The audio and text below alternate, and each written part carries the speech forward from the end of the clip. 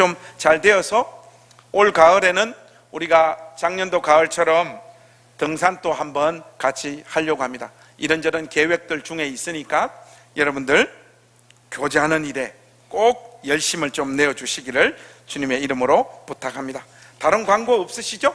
자, 우리 하나님 말씀 함께 보겠습니다.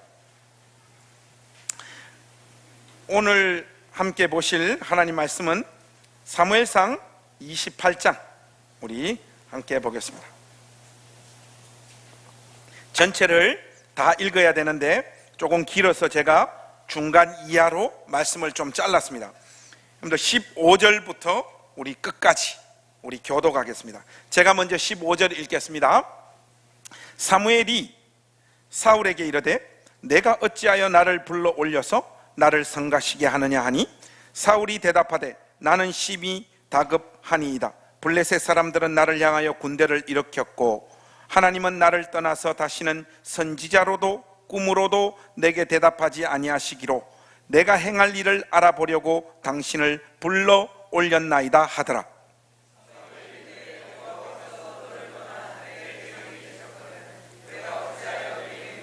여호와께서 나를 통하여 말씀하신 대로 내게 행하사 나라를 내 손에서 떼어 내 이웃 다윗에게 주셨느니라.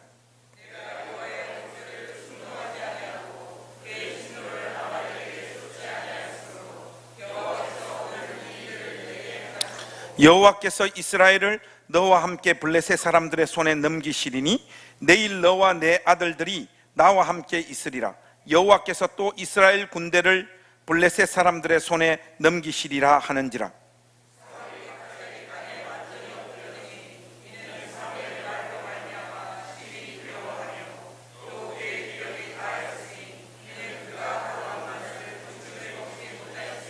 그 여인이 사울에게 이르러 그가 심히 고통당함을 보고 그에게 이르되 여종이 왕의 말씀을 듣고 내 생명을 아끼지 아니하고 왕이 내게 이르신 말씀을 순종하였사오니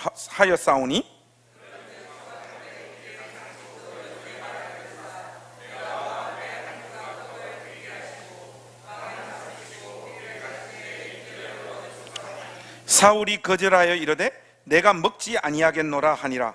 그의 신하들과 여인이 강권하매 그들의 말을 듣고 땅에서 일어나 침상에 앉으니라.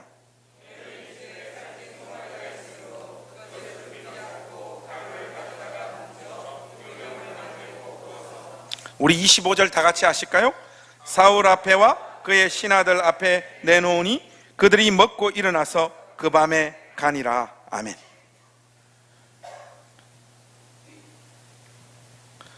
우리 하나님 말씀 함께 나누기 전에 우리 가족들하고 한번 인사하십시다. 여러분 썰렁하게 하지 마시고 좀 반갑게 이렇게 인사 우리 했으면 좋겠습니다. 한번 인사 나누시죠. 좀 더 해보세요. 그러지 마시고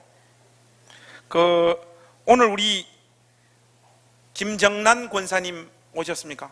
우리 권사님 저 뒤에 계신데 그동안 다리를 다치셔서 우리 내년부터는 이 쌍너무 체육대회 우리 교회 하지 않도록 하겠습니다. 이 체육대회 하셔가지고 우리 권사님 인대가 다 이렇게 상하셔가지고 제가 보니까 거의 지금 2달 한 반 됐나? 꽤 오랫동안 교회를 못 나오셨어요. 우리 전사님하고 병원에 이렇게 신방도 이렇게 다녀왔었는데 우리 권사님 이렇게 이제 걸을 수 있죠? 오늘 우리 권사님 이렇게 오셨는데 내년 체육대회는 다치지 마시라고 우리 격려하면서 우리 박수 한번 하겠습니다. 오늘 권사님이 오셔가지고 아주 기분이 좋습니다. 오늘 여러분들하고 함께 나눌 말씀은 점을 치는 사울입니다. 교회에 점을 치는 사람들이 있더라고요. 우리 교회에 계셨다가 지금은 미국으로 이렇게 가신 권사님이 한 분 계신데 그 권사님이 저보고 자진 신고를 하시더라고요. 그래서 목사님 만나기 전에 신앙생활도 열심히 했지만은 중요한 것을 결정할 때는 어머니하고 같이 점집에 가서 점도 보고 이랬다고. 우리 교회 또 다녔던 어떤 자매님은 또 이렇게 다이렉트로 점이라고 평가할 수는 없지만은 그런 거 비스무리한 어떤 일들을 집중적으로 공부하는 자매님도 계셨어요. 이런 것들을 어떻게 봐야 될지 모르겠는데 오늘 본문의 주인공인 사울은 그것보다 훨씬 더 심각한 차원의 일을 벌이고 있습니다. 그래서 보통은 오늘 이 본문 말씀이 어디로 많이 흘러가는가 하면 사울이 엔돌의 신접한 여인을 만나서 불러 올린 그 사무엘이 진짜 사무엘이냐 아니면 귀신의 장난이냐, 대부분의 설교가 거기에 포커스를 맞추어서 이렇게 흘러가더라고요. 여러분, 진짜 사무엘이면 뭐하고 귀신이 올린 사무엘이면 뭐합니까? 제가 볼 때는 그것은 그렇게 중요한 문제가 아닌 것 같습니다. 오늘 본문은 우리에게 그것보다는 훨씬 더 의미심장한 메시지를 던지고 있는 것이 틀림없어요. 그래서 여러분들과 함께 오늘 사울의 인생을 최종적으로 평가받는 그 장면들을 오늘 정리를 하면서 하나님께서 우리 공동체 가운데 주시는 말씀들을 한번 살펴보기를 원합니다. 오늘 이 사무엘상 금방 우리가 같이 읽은 이 말씀은 하나님 말씀에 불순종하고 하나님의 버림을 받는 사울의 영적 파탄을 최종적으로 그리고 있는 장면입니다. 사람들은 궁지에 몰리거나 결정적인 어려움이 찾아오면 그때서야 비로소 그의 영혼 가장 깊숙한 곳에 감추어 두었던 자기의 진짜 모습을 드러내게 되어집니다. 사울은 한평생 무엇을 의지하며 살았던 사람일까요? 3절 말씀을 보니까 사무엘이 죽었다라고 하는 사실을 본문이 밝히고 있습니다. 동시에 사울은 신접한 자와 박수를 그 땅에서 쫓아냈다라고 이야기를 하고 있어요. 이것은 아마도 사무엘의 유지를 받들어 그의 죽음에 대한 최소한의 예를 표하는 것으로 보여집니다. 물론 사울이 신접한 자와 박수무당들을 그 땅에서 내쫓았던 이것이 믿음에 기초하여 하나님의 땅을 정결하게 하기 위한 시도는 아니었다는 것이 곧 드러나긴 합니다. 사실 25장 1절에서 사무엘은 이미 죽었죠. 그리고 사무엘이 죽었다라고 하는 사실을 우리에게 분명히 밝혀주고 있습니다. 그런데 같은 사실을 사무엘 저자가 이렇게 반복하여 오늘 본문에서 다시 밝히고 있는 것은 이스라엘이 당면하고 있는 위기 상황을 생생하게 표현하기 위한 의도 같아 보입니다. 실제로 4절 말씀을 보니까 블레셋이 철병거를 거느리고 수만의 대군을 이끌고 지금 이스라엘과 마지막 전쟁을 벌이기 위해 평지에 진을 치고 있는 상황이라고 묘사하고 있어요. 지금까지 일어났던 이스라엘과 블레셋의 국지전이 아니고 이제 전면전이 펼쳐진 가장 큰 규모의 전쟁이 벌어지는 바로 그 절체절명의 상황을 언급하고 있는 것입니다. 이 상황에 사무엘이 죽었다라고 하는 사실을 강조하고 있는 것은 사무엘이 없는데 이제 누구에게 하나님의 뜻을 물을 것이며 누구를 통하여 이제 하나님의 뜻을 분명하고 선명하게 확인하겠느냐라고 하는 이야기를 하고 있는 것입니다. 사무엘 저자는 이 위기 상황에 사울의 심리적 상태가 어떤 상황으로 흘러가고 있는지 우리에게 비교적 자세하게 소개하고 있습니다. 여러분 5절 말씀을 한번 보십시오. 5절 말씀 우리 한번 소리내서 같이 한번 읽겠습니다. 시작. 사울이 블레셋 사람들의 군대를 보고 두려워서 그의 마음이 크게 떨린지라. 여러분 이게 사울의 지금 심리적 상태입니다. 사무엘이 존재하지 않는 상황에서도 이 사울은 나름 신앙적인 시도를 감행합니다. 성경이 정언하기를 그는 하나님께 묻고 있어요. 하나님께 묻습니다마는 하나님은 꿈으로도 우림으로도 선지자로도 사울에게 전혀 응답하지 않습니다. 바로 이 상황에 사울은 자기의 정체를 만천하에 드러내고야 맙니다. 7절과 8절 말씀을 보니까 사울이 황당한 선택을 해버립니다. 이것은 언약의 땅 이스라엘의 왕으로서 도무지 내릴 수 없는 황당한 결정을 내리고 있는 장면인데, 7절과 8절 말씀, 이 말씀도 우리가 한번 같이 읽어봤으면 좋겠습니다. 7절 8절, 사울이 그의 신하들에게 이르되 나를 위하여 신접한 여인을 찾으라. 내가 그리로 가서 그에게 물으리라 하니, 그의 신하들이 그에게 이르되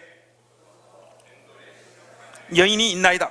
사울이 다른 옷을 입어 변장하고 두 사람과 함께 갈새 그들이 밤에 그 여인에게 이르러서는 사울이 이르되 청하노니 나를 위하여 신접한 술법으로 내게 말하는 사람을 불러 올리라 하니, 사울 왕은 형식적으로 이스라엘에게서 무당을 추방하면서 그나마 자기 스스로에게 하나님께서 지적하시는 사악한 죄에 해당하지 않는 사람이 되었다, 또는 또 그런 죄를 청산한 인물로 나는 인정받을 것이다. 동시에 그런 죄에서 자신은 자유롭다라고 생각을 했지만 막상 자기 삶에 결정적인 위기가 닥치니 도리어 자기 손으로 청산한 그 죄를 찾고 그 죄의 힘을 빌리고 있는 모습을 우리가 발견할 수 있단 말이죠. 자기 이외에는 달리 믿을 자가 없음을 늘 확인하면서 살아가는 그 모습이 사울의 정체였던 것입니다. 본문이 묘사하고 있는 사울은 언약의 나라 이스라엘 나라의 왕이었음에도 불구하고 그의 신앙은 인격자이신 하나님을 사랑하고 예배하고 섬기는 모습이 아니라 자기의 필요에 따라 그 대상이 무엇이든 상관없이 초월적인 실질적인 힘을 제공하는, 그 사람의 힘을 빌려 자기에게 닥친 위기 상황을 극복하려고 했던 것, 그것이 그의 신앙의 정체였어요. 그의 모습을 여러분 한번 보십시오. 오직 자기 자신의 영달만을 생각하고 있지 않습니까? 자기 주위에 있는 모든 것들을 동원하고 있습니다. 그 대상이 하나님이었던 사무엘이 되었던 엔돌 지방에서 종교 영업을 하고 있는 신접한 여인이 되었던, 가리지 않고 자기 자신의 세계를 온전하게 만들고 구축할 수만 있다면 모든 것을 다 끌어당기고 동원했던 인물이 바로 사울이었던 것이죠. 이 지점에서 우리는 반론을 한 가지 제기할 수 있습니다. 아니, 사무엘이 죽자 그 유지를 받들어 신접한 자와 박수무당들을 사울은 다 쫓아내었고, 결정적인 위기 상황에서 하나님의 뜻을 묻고 있는 사울에게 하나님은 왜 아무런 응답도 하지 않았느냐 하는 반론을 제기할 수 있습니다. 하나님께서 그를 만나 주셨다면 사울이 이런 극단적인 비신앙적인 선택을 하지 않을 수도 있지 않았느냐 하는 질문을 할 수 있단 말이죠.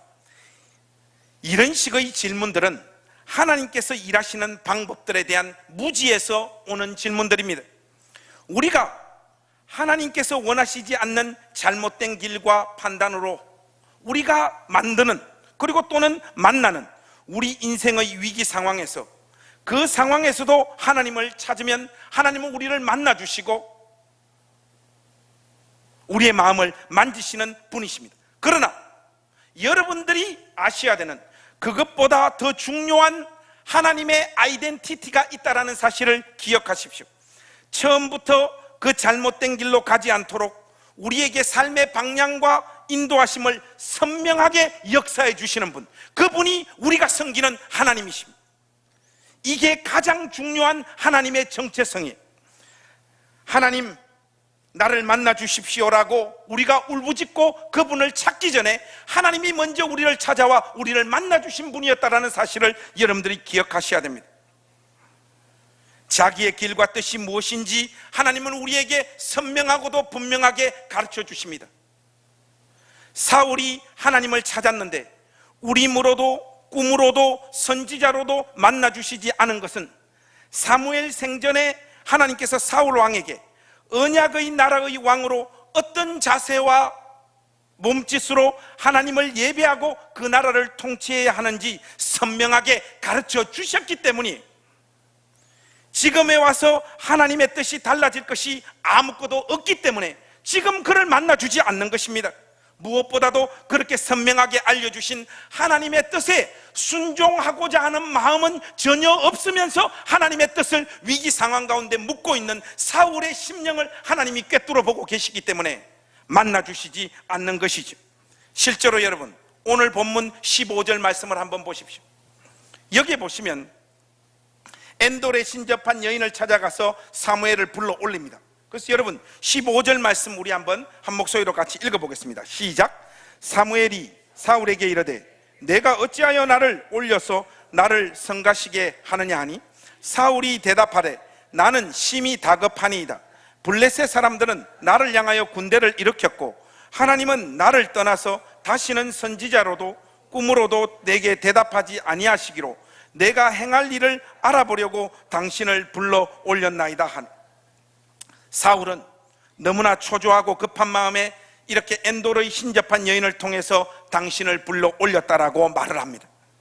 한마디로 블레셋 사람들이 자신을 향하여 군대를 일으켰고 하나님은 자신을 떠나버려서 이제 더 이상 선지자로도 우림으로도 그 어떤 수단과 방법을 통하여서도 자기들 만나주지 않기 때문에 이렇게 찾아와서 당신을 불러 올렸다, 이렇게 이야기하는 것이죠. 이것에 대한 사무엘의 응답이 오늘 설교의 핵심입니다. 여러분 16절에서 19절 말씀 한번 보십시오. 이 말씀은 제가 한번 읽겠습니다. 여러분 눈으로 따라오십시오.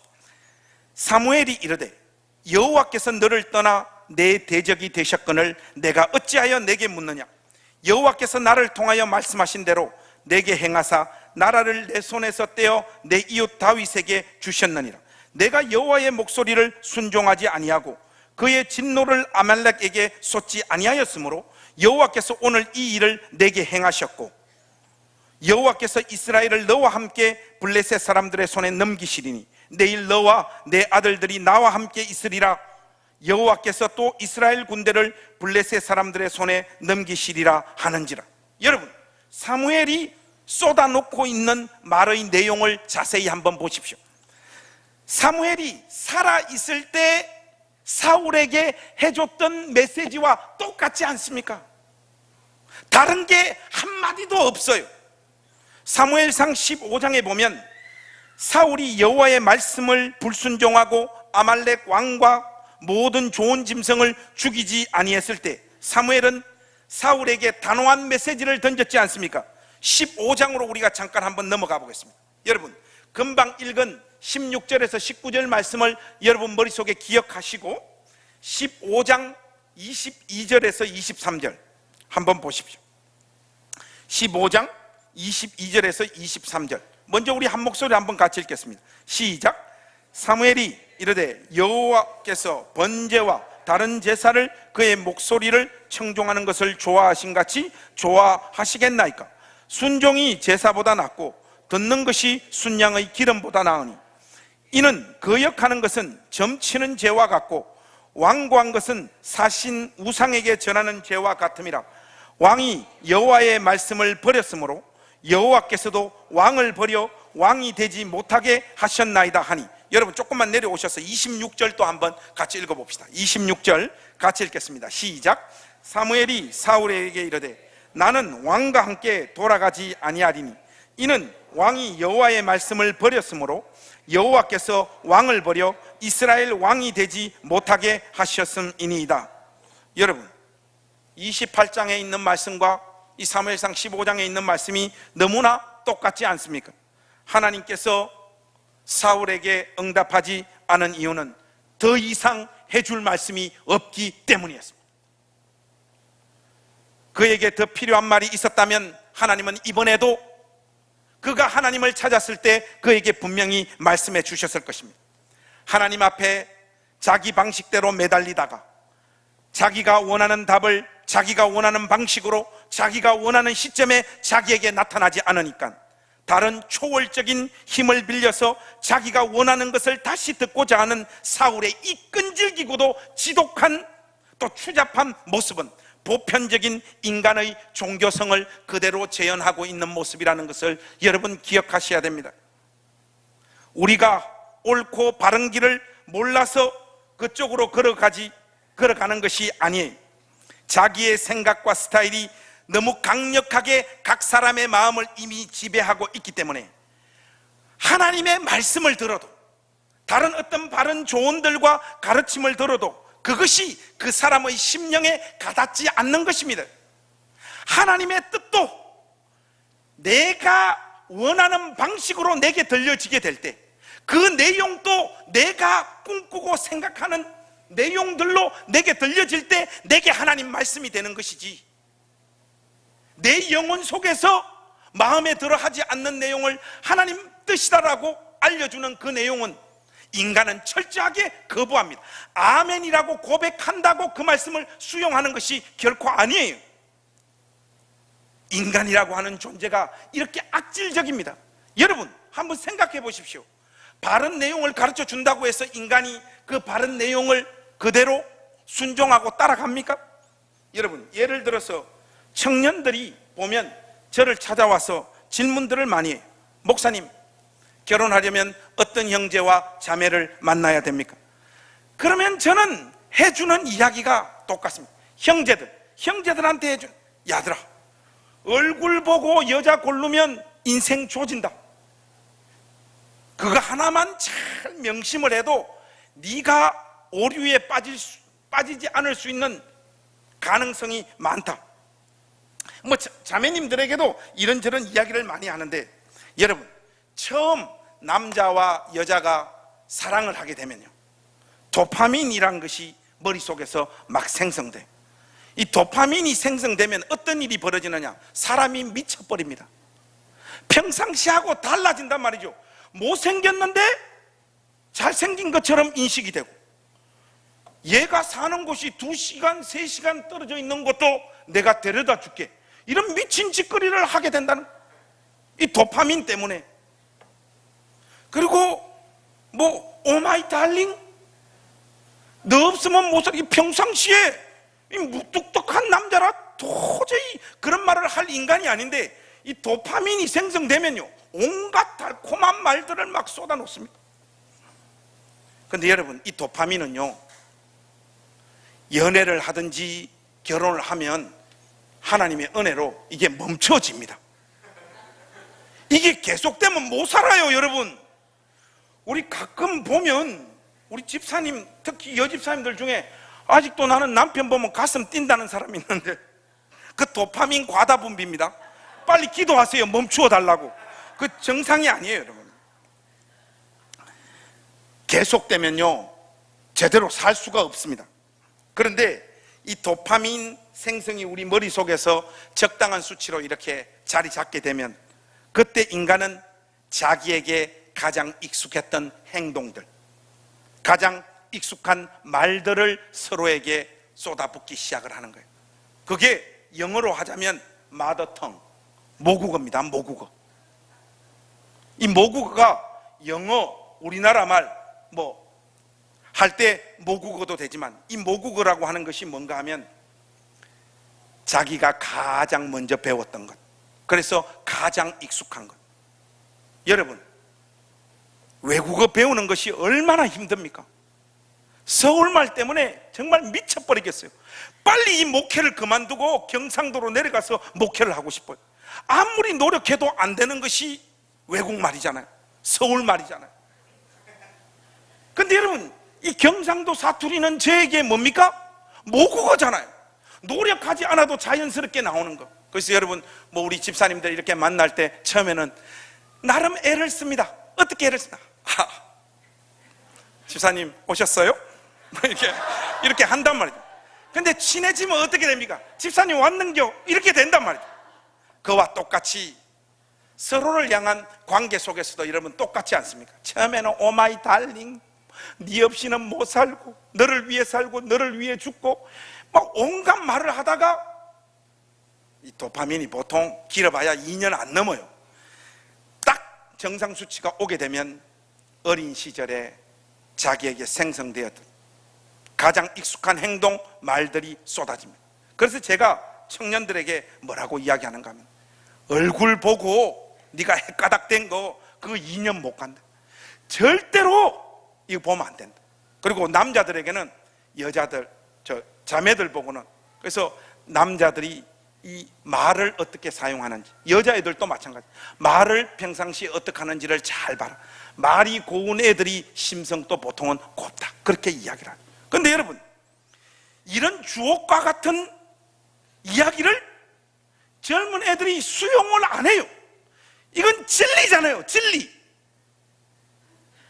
그래도 뭐 봅니까? 조건 보고 얼굴 보고 결혼했다가 꼭 금요 기도회 때 특히 여자애들 이 눈탱이 반탱이 돼가지고 천부의 의지 없어서 손 들고 옵니다 하고 기도하러 나오잖아. 기도하러 오지 마. 여러분, 사울도 마찬가지입니다. 사무엘 선지자 생전에 그를 통하여 분명하게 말씀해 주셨던 메시지들에는 전혀 관심도 없다가 인생의 위기 앞에서 하나님을 찾아와서 나와 이 나라를 향한 주의 뜻이 무엇입니까? 이 시점에서 이스라엘 왕으로 제가 어떻게 행해야 됩니까? 이것은 여러분, 하나님을 향한 신앙이 아니라 자신 안에 자리 잡고 있는 공포와 두려움을 자기 방식으로 달래는 것이에요. 그 대상이 이스라엘을 위하여 싸우시는 하나님이 아니어도 전혀 상관이 없습니다. 그러니까 하나님께서 용납하지 않는 방법으로 하나님의 뜻을 알려고 무모하고 무식한 시도를 하고 있는 것 아니겠습니까? 도무지 앞뒤가 맞지를 않아요. 하나님의 뜻을 알고 있으면서도 그대로 안 합니다. 그러면서 하나님의 뜻을 묻고 있습니다. 확실히 인간이라고 하는 존재는 합리적이고 상식적인 존재가 아니에요. 신접한 자와 박수무당을 자기 손으로 다 쫓아내놓고 다시 그런 자들을 찾아가서 사무엘을 불러달라고 요청하고 있습니다. 이 참 기가 막힐 노릇입니다. 하나님께서 가장 싫어하는 자들, 방법을 동원해서 하나님의 신령한 뜻을 알고 싶어하는 사울의 모습. 여러분, 이것보다 더 황당한 인간의 모습이 어디 있습니까? 이걸 도대체 어디에 비유를 해야 될지를 모르겠어요. 여러분, 1998년 10월 1일 동아일보에서 특종을 터뜨린 총풍 사건 여러분 알고 계십니까? 총풍 사건의 3인방, 이게 일명 판문점 총격 요청 사건으로 이 실체가 세상에 드러났지 않습니까? 오정은이라고 청와대 행정관, 장석중 대북사업가, 한성기 진로그룹 장진호 회장의 개인 고문, 이 세 사람이 이회창 후보의 당선을 위해서 북한 관계자를 만나가지고 대선 기간에 우리 남한 쪽으로 총을 좀 쏘아줬으면 좋겠다 했던 이 사건, 이게 아마 지금 영화로 그 공작이라고 하나 아마 영화로 지금 이렇게 만들어져서 시중에 지금 상영되고 있는 것 같은데, 여러분, 우리나라의 보수적인 어떤 정치적인 가치를 가지고 있는 사람들이 제일 싫어하는 자들이 누굽니까? 북한 아닙니까? 근데 북한의 힘을 빌려 대선에 당선하려고 했던 이런 일들이 실질적으로 있었단 말이죠. 여러분, 딱 이 모습과 똑같습니다. 어떻게 하나님의 뜻을 알기 위해서 신접한 여인을 찾아가서 그 수단과 방법을 통하여 하나님의 뜻을 알려고 하냐 말이죠. 차라리 처음부터 그 땅에서 쫓아내지나 말든가. 그런데 이게 전부 다가 아니에요, 여러분. 사울이 얼마나 가련하고 일관성이었고 제대로 미쳤는지를 보여주는 장면이 하나 더 있습니다. 여러분, 말씀 한번 보십시오. 사무엘을 불러 올려달라고 요청하는 사울을 향하여 엔돌의 신접한 여인이 공포에 사로잡혀가지고 어떻게 말을 하는가 하면, 여러분 9절 말씀 한번 보시겠습니까? 9절 한번 우리 같이 읽겠습니다. 9절 같이 읽겠습니다. 시작. 여인이 그에게 이르되 내가 사울이 행한 일 곧 그가 신접한 자와 박수를 이 땅에서 멸절시켰음을 아나니 내가 어찌하여 내 생명에 올무를 놓아 나를 죽게 하려느냐 하는지라. 엔돌의 신접한 여인이 지금 막 벌벌벌벌 떨면서 그렇게 못하겠다고, 내 생명에 올무를 낳아서 나를 죽이려고 하느냐 이렇게 이야기합니다. 이때 있지 않습니까? 사울 쪽에서의 반응이 10절 말씀인데 한번 자세히 보십시오. 10절 우리 한번 같이 읽겠습니다. 시작. 사울이 여호와의 이름으로 그에게 맹세하여 이르되 여호와께서 살아계심을 두고 맹세하노니 내가 이 일로는 벌을 당하지 아니하리라.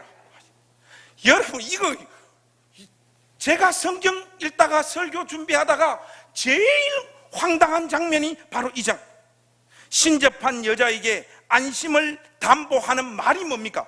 여호와의 이름으로 맹세하건대 벌을 당하지 아니하리라. 어떤 신학자가 사울의 이 모습을 보고 어떻게 묘사했는가 하면, 사울 이 인간은 자기 아내의 이름을 걸고 성매매하는 인간과 똑같다, 이렇게 묘사하고 있습니다. 이게 말입니까? 막걸리입니까? 여러분,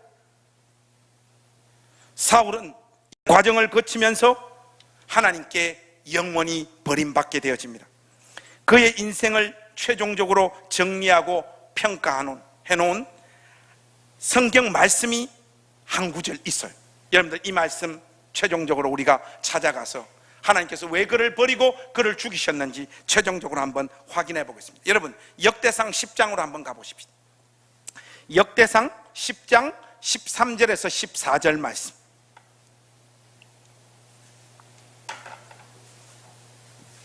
역대상 10장 13절에서 14절 말씀. 여러분들, 우리 소리내서 한번 이 말씀 같이 읽겠습니다. 역대상 10장 13절에서 14절 같이 읽겠습니다. 시작. 사울이 죽은 것은 여호와께 범죄하였기 때문이라. 그가 여호와의 말씀을 지키지 아니하고 또 신접한 자에게 가르치기를 청하고 여호와께 묻지 아니하였으므로 여호와께서 그를 죽이시고 그 나라를 이새의 아들 다윗에게 넘겨주셨더라. 여러분, 이 말씀이 사울에 대한 최종적인 하나님의 평가입니다. 여호와의 말씀에 순종하지 않았고 신접한 자에게 가르치기를 청하였고 여호와께 묻지 않아서 죽이셨다라고 역대상의 말씀이 분명하게 말하고 있죠. 그런데 여러분, 여호와께 물어도 대답도 하지 않으시고는 여기서는 여호와께 묻지 않았다라고 말하고 있어요. 그렇지 않습니까? 사울은 하나님께 물었잖아요. 그런데 하나님께 묻지 않았다라고 역대상은 평가하고 있단 말이죠. 그러니까 하나님은 이 구절을 통하여 분명하게 말씀하고 계신 것입니다. 사울이 나를 찾아와서 물은 것은 나에게 물은 것이 아니다 하는 이 선언을 하고 있는 것입니다. 사울이 물어서 알고자 한 것은 신령하신 하나님의 뜻이 아니었습니다. 자기의 위신과 체면과 승리를 위한 요령을 초월적 존재를 통하여 확보하고 싶었던 것, 그것밖에 없었죠. 이런 이유로 하나님은 그에게 대답할 필요도 없고 하지도 않았던 것이죠. 그는 오직 자기가 원하는 대답을 듣고 싶어서 무당을 찾아간 것입니다. 그가 최종적으로 무당을 찾아갔다는 그 말은 평상시 그가 믿고 있었던 하나님도 힘센 무당에 불과했다, 이것이 하나님이 그의 인생을 향하여 던지는 최종적인 평가가 되겠습니다.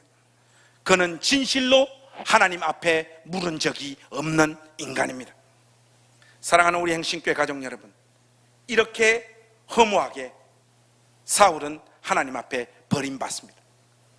오늘 이 말씀이 우리 공동체를 향하여 던지는 분명한 메시지가 있다라고 저는 확신합니다. 저는 오늘 본문을 여러분들에게 강론하면서 사울의 인생은 모순 덩어리다, 이렇게 묘사하고 싶습니다. 사울의 생애와 그의 신앙의 여정을 정리해 보면 재미나는 현상이 한 가지 발견되어지는데, 그의 입에서는 하나님이 종종 주어로 등장하고 하나님을 실제로 신뢰하는 모습도 그의 삶에는 보여지지만, 사울의 세계관과 삶은 자신의 신앙 고백과 하나님의 온전한 지배를 받지 않는다는 사실, 여러분, 이 사실에 여러분 주목하셔야 됩니다. 오늘 본문에서 사울이 보여주는 그의 삶의 특징은 일관성이 없다라는 것입니다. 대표적인 게 두 가지지 않습니까? 신접한 자와 박수무당들을 쫓아내었는데 그들을 찾아가서 사무엘을 불러올려 하나님의 뜻을 또 알려고 한단 말이죠. 또 하나는 뭡니까? 신접한 여인을 향해서도 하나님의 이름으로 신접한 여인의 안전을 담보해주고 약속하고 있는 이 사울의 모습 한번 보십시오. 그는 하나님을 믿는 사람입니까? 아니면 하나님을 믿지 않는 사람입니까? 그의 삶에는 아주 가끔씩 신앙이라고 보이는 모습들이 나타나는 것이 사실이지만, 그것이 그의 삶의 주축이 되거나 그의 삶의 핵심 가치로 작동되어지는 적은 단 한 번도 없었다는 것, 여러분 이 사실을 기억하십시오. 대부분의 삶의 현실에는 그의 모습은 이방의 왕과 방불한 모습을 우리에게 보여주고 있습니다. 이 모습이 다른 사람의 모습이 아니라 바로 저와 여러분의 모습이라는 사실을 기억하셔야 합니다. 여러분들이 하나님을 믿고 있는 자들이지만 저 역시 하나님을 따르고 있는 목사이지만은 얼마나 모순덩어리고 말이 안 되는 짓들을 반복하는 인간인지. 여러분 어제 축구 보셨습니까? 어제는 감정이 아침부터, 왜냐하면 아침에 제가 제일 먼저 개척했던 교회 장로님이 돌아가셔서 장례식을 갔다 왔어요. 그리고 또 저녁에는 우리 선재 형님 우리 선재 그 형제 누나가 시집을 가서 결혼식을 갔어요. 여러분 목사에게 제일 힘든 게 뭔가 하면요, 장례식과 결혼식이 하루에 같이 있는 거예요. 여기는 가서 울어야 되고 여긴 가서 웃어야 되잖아요. 근데 요즘은, 옛날에는 참 이게 밸런스가 참 어려웠는데 요즘은 참 감사해요. 왜냐하면 장례식장에도 그냥 잔치 분위기야. 잘 가셨다는 분위기예요. 별로 장례식장 가서 울을 일이 없어요. 그래서 어제 뭐 스케줄을 다 끝나고 집에 와서 설교 원고를 다듬으면서 기도로 주일을 준비해야 되는데 그게 됩니까 여러분? 한일전인데. 그 지호랑 같이 축구를 봤죠. 지연이하고 같이 보는데 우리 지호가 여러분 알다시피 대체적으로 애는 좀 착한 애예요. 그런데 축구를 보면 가끔 흥분을 해가지고 욕을 합니다. 욕을 하면 옆에서 같이 보고 있는 저하고 지연이는 제가 야 이 새끼야 욕하지 마, 욕이 습관이 돼 이 새끼야. 여러분 이게 딱 사울의 모습이고 우리의 모습입니다. 이 꼴의 저도 웃기지만 지호 보고 금방 욕하지 말라고 했는데 황희찬이 볼 차는 꼴 하지 보니까 입에서 욕이 막 연달아 나오는 거예요. 아마 지호는 속으로도 아버지 참 저 인간, 설마 우리 지호 입에서 아버지 저 새끼 그러지는 않았겠죠? 주님을 사랑하고 그분을 위해 죽을 수 있다라고 우리는 고백하지만 예배 후에 잠깐 남아서 밥 먹는 시간은 드릴 수 없는 자들이지 않습니까? 주님 위해서 죽을 수 있다라고 하는 자들이 잠시 잠깐 남아서 교제하고 밥 먹는 짓은 못합니다. 이런 모순이 어디 있어요 여러분? 십자가 지신 주님의 은혜가 내 삶에 한없이 크다고 이야기하지만 예배 시간에 핸드폰 하는 것은 잠깐 참아내지 못하는 것이 우리입니다. 쇼핑은 해줘야 돼요. 쇼핑은 예배 시간에도. 천국을 소망한다고 고백하지만 하나님 나라의 백성으로 이 땅에서 실질적으로 살아가는 그 삶은 다 우리가 거부하는 자들 아닙니까? 자신의 죄를 하나님 앞에 구하고 용서를 구하면서 정작 자신의 신경을 거슬리게 하는 자들을 용서하지 못하는 자들이 저와 여러분이지 않습니까? 우리 모두가 박사울, 김사울, 이사울들이 아니고 누구겠습니까? 우리에게 필요한 것은 또 다른 하나님의 은혜, 또 다른 하나님의 말씀, 또 다른 신앙적 능력이 아니라 우리가 이미 고백하고 알고 있는 하나님의 뜻대로 살지 못하는 우리의 모습을 하나면서 눈물로 통회의 자리에 서는 것인 줄로 믿습니다. 사울에게 필요했던 것은 또 다른 하나님의 뜻이 아니라 자기의 모습을 사무엘 선지자 살아생전에 자기에게 들려줬던 그 하나님 말씀을 기억하고 그렇게 살지 못하는 자기 가슴을 두들기며 하나님 앞에 회개하며 나아가는 것이에요. 나라는 인간의 완악함이란 알고 있고 동의한 사실대로도 살 힘과 능력이 없는 자이구나 하는 이 처절한 자각에서 오는 회개, 그 회개의 역사가 여러분 심령에 나타날 수 있기를 우리 주님의 이름으로 부탁합니다. 하나님께서는 우리가 알지도 못하고 깨닫지도 못하는 것을 우리에게 요구하시는 분이 아니십니다. 다른 것 하려고 몸부림치지 마십시오. 이미 알고 있고 깨닫고 진심으로 여러분들이 동의하고 있는 그 사실대로 살 수 있도록 몸부림치십시오.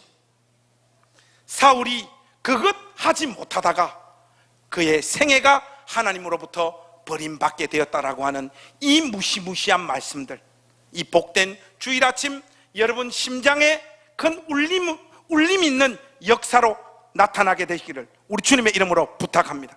여러분, 우리가 이 신앙의 싸움에서 실패하지 마십시오.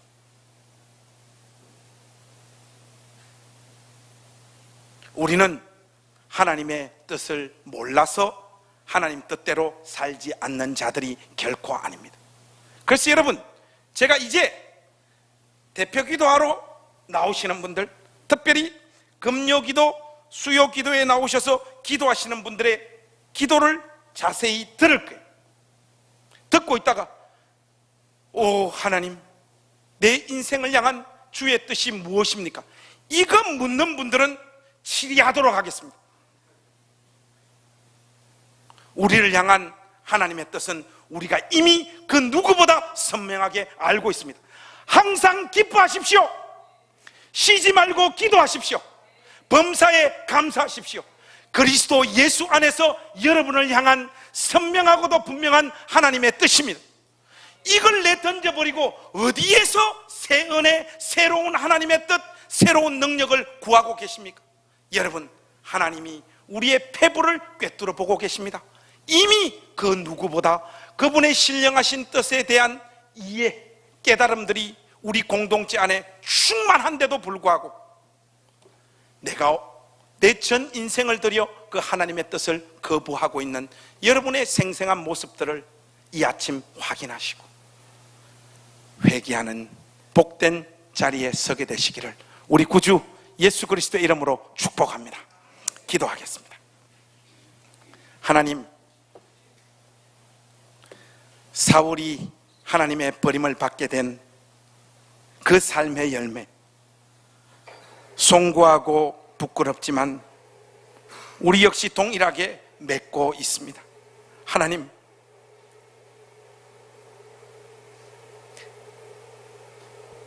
저희들을 불쌍히 여겨 주시옵소서. 우리 마음에 분명히 알고 깨닫고 동의하고 있는 그 하나님의 뜻대로 살 수 있도록 회개의 영을 우리 심령에 부어 주시옵소서. 이 신앙의 싸움에서 실패하는 자, 이 공동체 안에 단 한 사람도 없도록 이 공동체를 긍휼히 여겨 주시옵소서.